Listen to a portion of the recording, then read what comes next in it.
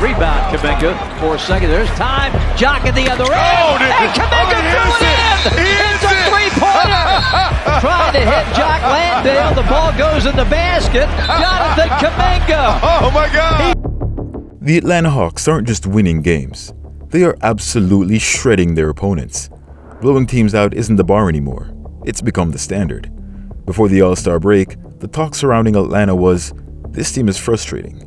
We went from trading Trae Young to the worst possible outcome. And can they possibly sneak into the playoffs? And now fans are calling them the best team in the NBA on an 11-game win streak. But this isn't just posturing.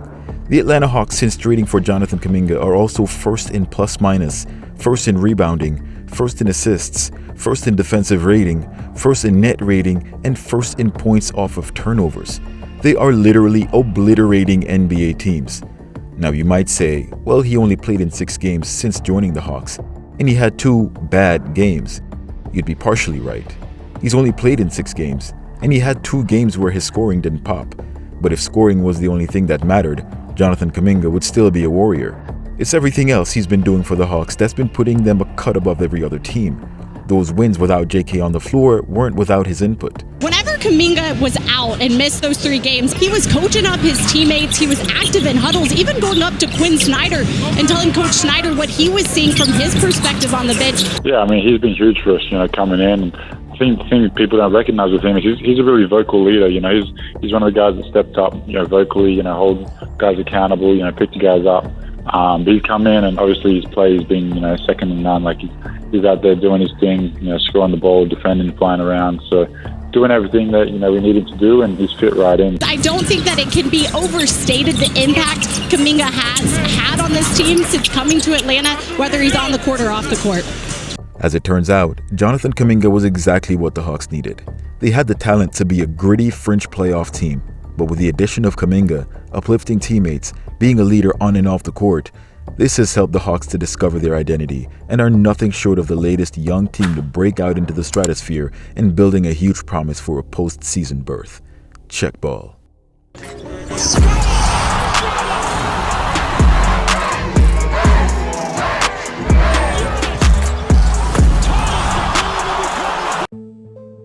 After Jonathan Kuminga was initially traded, Hawks fans were a bit unsure about how to feel. While a small few were excited to move on from Porzingis, his reputation coming from the Warriors seemed beyond reproach. Some thought they were getting a lemon and couldn't figure out why Ansi Salah would make a trade for a player who was getting D&Ps under a championship coach. Most wanted to reserve judgment and, most importantly, had patience. Could Quinn Snyder tap into JK's potential and make something of the 23-year-old that Steve Kerr, whom some would consider one of the greatest head coaches of all time, couldn't do? They were about to find out. And then it happened. Following his first 3 games as a Hawk, Jonathan Kuminga had Atlanta buzzing. He brought excitement to the court, tangible results, and behind-the-scenes action that helped his team to realize his potential. This shocked everyone, except those who knew JK was being mishandled as a warrior.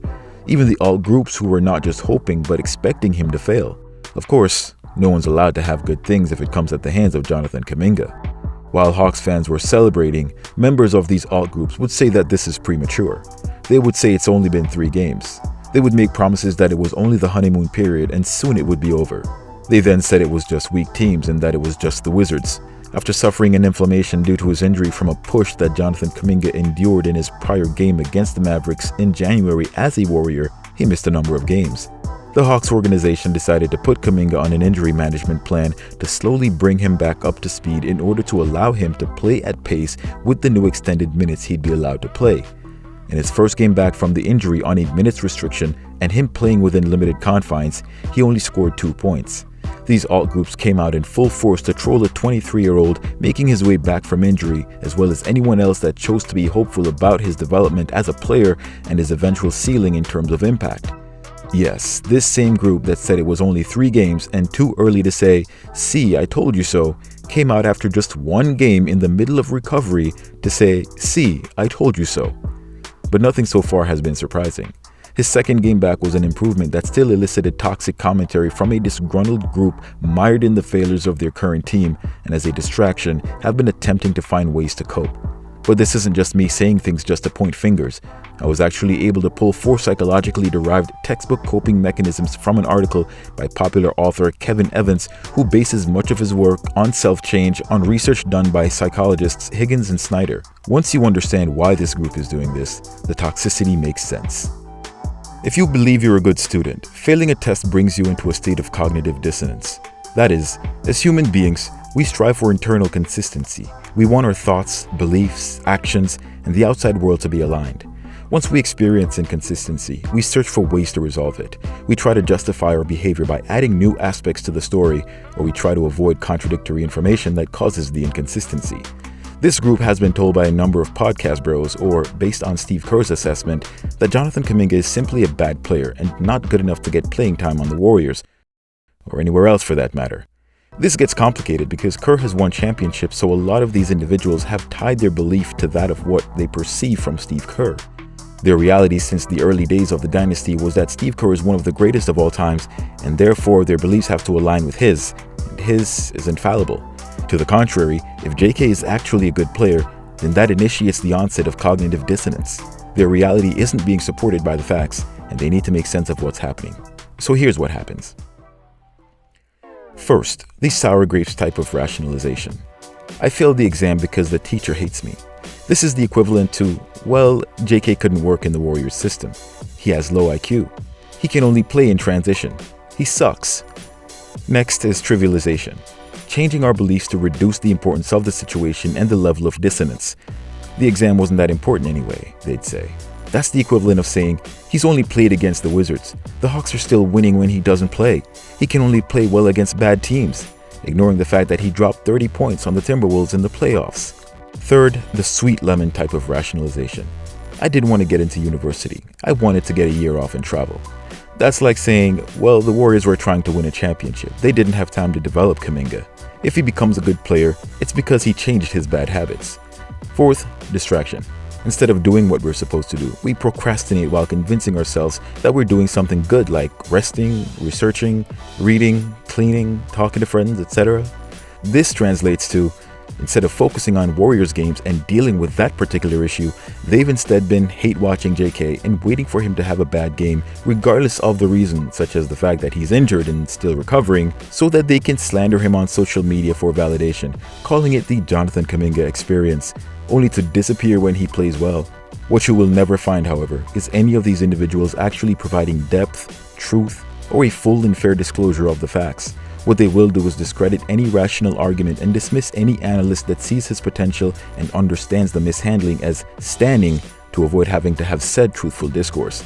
But the truth is, the way these individuals feel about Jonathan Kuminga's game isn't the same way that Steve Kerr himself actually feels. What's worse, most of the discourse doesn't even revolve around the real problem, which was not even the same for both parties. Kerr's problem with JK was personal, and then some, but it wasn't always that way. JK was drafted to an NBA team that had title aspirations, but that also was not the problem. It does provide context, however. The problem was that Steve Kerr saw a narrow path to winning a championship, and after winning with Steph in 2022, he doubled down on that theory. The problem with that theory, however, is that even Steph Curry's performance that year in 2022 was a major outlier. The other part of the problem was that JK wasn't a specialist. Steve wanted him to be a cog in a machine to fulfill chip aspirations. His mold was more of an all-round player, one who excels in transition, gets into the paint to draw contact, shoots in the mid-range, a lost art among many NBA teams, and occasionally shoot outside shots. What Steve wanted was to move the ball around to find Steph, or if Steph isn't playing, the most open player takes the shot. The problem is, instead of trying to correct JK's mistakes and or giving him an opportunity to fix issues as they arise while he's on the court, including missing players on cuts or not kicking out to a shooter, he would put JK back on the bench and just not go back to him. To make matters worse, Steve only saw JK as a power forward, which put him in direct competition with Draymond. And regardless of how he played, Draymond would not take a back seat with Steve Kerr as coach, regardless of what supposed opportunity they gave JK before he went down with injury last year. With JK's playing style, Steve simply didn't see him as someone that could contribute to winning now, regardless of what that meant for building for the future. This means Steve would treat him as an expendable role player. Despite actually playing well against Steve's preferred players in practice and showing that he had more talent, Steve would consistently reward those role players with minutes. Management went along with this because when guys buy into their roles, the franchise saves money. In the end, Steve simply wanted to show JK who was boss. That soured on JK, which eventually led to the DNPs. They had no intention of paying him, but still wanted the value of a top 10 overall pick, so they found the only way out. Get him on the most team-friendly trade deal and end the saga by the trade deadline at all costs. Despite all the political inclinations of JK's tenure with Golden State, the low IQ sect continues to say he's a bad basketball player to justify their belief that sending him to a different team was because he didn't play very well and had nothing to do with executive decisions behind the scenes. This justified them sending him to a different team and leaving the Warriors with no immediate talent for the foreseeable future. What's absolutely bonkers about this entire deal is that Brandon Podziemski has been allowed to do everything Kuminga's been accused of doing or being asked not to do with no adjustments to his time on the court. This level of apparent favoritism and hypocrisy drove Klay Thompson out of Golden State, and now the same thing contributed to Jonathan Kuminga's eventual departure. As JK continued his recovery on court, his performance began to surge. In his last game, he put up 16 points on 7 of 11 shooting from the field, 2 of 3 from distance, including this full court shot that was intended as a pass but somehow didn't even hit rim as it flushed down the basket, 5 rebounds, 3 assists, and 1 steal, finishing with a +10 in just 18 minutes. This is with just 1 turnover. From the moment he entered the game, it was clear he was feeling a bit better. Whereas he entered the prior game at the 3-minute mark, he came in at the 6-minute mark against the Mavericks, a sign the coach felt comfortable with him coming in earlier. He was still on a minutes restriction, but that didn't stop him from having an immediate impact. He led the Hawks on a run that started with this corner triple to put the team up by 7. He again penetrates and gets into the paint for his second midi jumper. On the next play, he had an assist to Gabe Vincent on a 3. While he was wide open, he did just enough to get Chris Middleton to bite and move away from the better 3-point shooter, which resulted in JK making the best play by giving up a good shot for a great shot. This is just one moment of many that shows he's not a selfish player, plays within the flow of the game, and just needs consistency and support from his teammates and coach in order to grow in the direction of the team. He continued to impact the game in the second quarter, again penetrating the paint, getting to his spots, and getting into his rhythm. He's a prime example of how much easier the game is without having to look over your shoulder after every play. By the time he stepped off the floor, the Hawks were up by 12 points. One of my favorite plays of the night, however, wasn't the full court shot and wasn't one where he scored at all. Before the shot from full court, Alexander Walker came up the floor with JK and called a play. There was nothing more amazing than watching how it played out in real time. He sent JK low to get the switch from Landale's defender. Landale's role was the catalyst to set things in motion. Nikhil told him to get the pass to JK. JK sets a fake screen, gets the pass up top, and immediately looks for his shooter coming off the curl. The defender sticks with Gabe Vincent, who was just the decoy. This play was to get Alexander Walker off the curl and drive to the basket off the pick. JK drops low to make sure his defender heads to the basket, but quickly backs out to the 3-point line in the corner. The immediate closeout shifted attention to JK for a possible corner 3, but that was the wrong read. JK puts the ball down and slightly hesitates to confirm Nikhil is coming off the baseline. Once he confirms, he pulls Klay, who was assigned to Nikhil, towards the paint where Kuminga's defender is after he got the switch to Jock Landale earlier in the play, if you recall.